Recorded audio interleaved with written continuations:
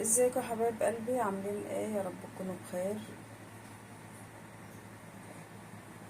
ابو محمد بقى جاب لي الطلبات دي من السوق. باميه، باميه حلوه، اللي هي الطريه دي مش الناشفه. وده البتنجان، وجايب لي بتنجان كتير. انا نقيت اللي هي الرفيعه ديت عشان نسلقها. وقته، القته برضو حلوه دلوقتي. وعنب وتفاح ومانجا. وجايب لي شطيطه. البتنجان اللي انا نقضاه اهو، البتنجان ده انا نقضه منه الرفيع ده للسلق، وده التخين. ده التخين ده هقوره واعمله في الفريزر لما عاوز اعمل محشي او اي حاجه. وجايب لي الخضره دي، يعني ممكن نحشي وممكن نعينهم في الفريزر عادي. والشطيطه، الشطيطه ديت عايزه تعملي منها هريسه شطه، عايزه تقليها كده، عايزه تحدقيها مع ليمون.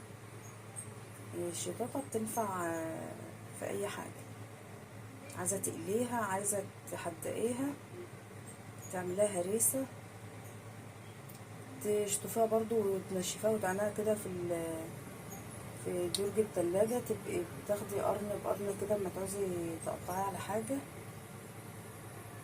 ونطلعها طماطم اهيت، الطماطم اللي احنا كنا مخزنينها مع بعض في الرزن. كنت قلتلكوا انا بعملها اكياس كده، لما اخلص الطماطم اللي انا فرماها بطلع كيس يفك وبعد كده افرمه. طلعي بقى تفرميه وتسبكيه وتعمليه عندك في حلة صاج، تاخدي منها بالطلب كده. انا بعمل كده المكرونه، الخضار، اي حاجه عايزه طماطم بقوم مطلعه وعامله. اللي في الدقيقه خلصوا بقوم مطلعه الكيس يفك وافرمه واعمله. انا مش عارفه اقول لكم اسعار حاجه، لان هو والله ما قال لي على اسعار الحاجه. ابو محمد ما بيقوليش على اسعار اي حاجه بيجيبها من السوق. يعني لو انا اللي بجيب بقول، يعني لو انا اللي بشتري الحاجه من السوق بقعد اقول له انا جايبه دي بكذا ودي بكذا. لكن هو بصراحه لما بيجيب لي الحاجه ما بيقولش على اسعارها، يعني هو بيجيب وخلاص ما بيقوليش على اسعار حاجه. لكن لو انا جبت آه بقعد اقول يعني انا جايبه دي بايه وده بايه.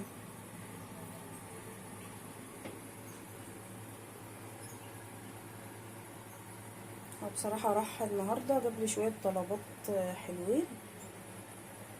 احنا ما بنجيبش حاجه الاسبوع، يعني احنا مش متعودين نجيب حاجه الاسبوع، احنا بنجيب الحاجه اما تخلص بنجيب، يعني مش ماشيين بالاسبوع.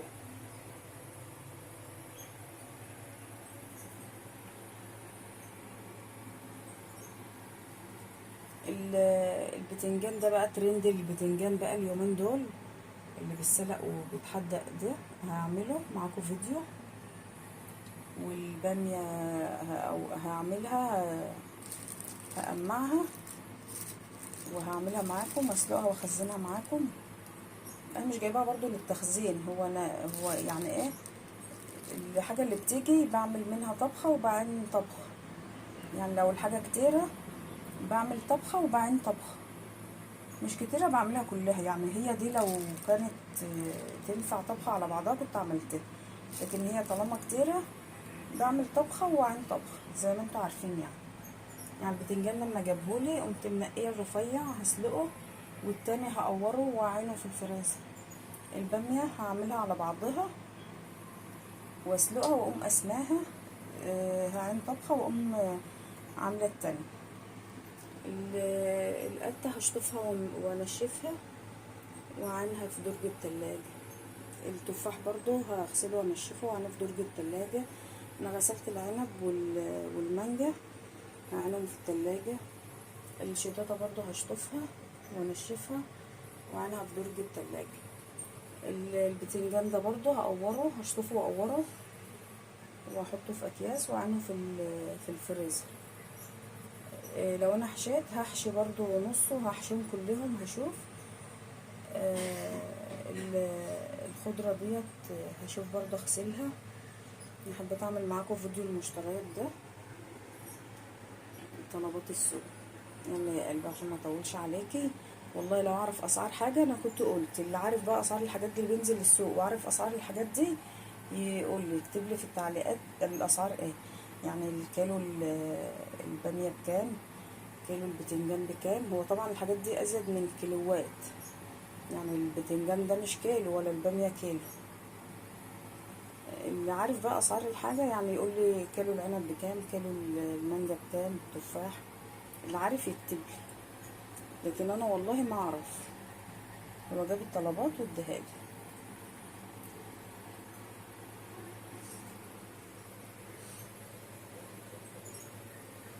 يلا ربنا يخليه، وهو اللي يجيب بصراحه، بيبقى شيالة حمل برضه. يلا يا قلبي، باي.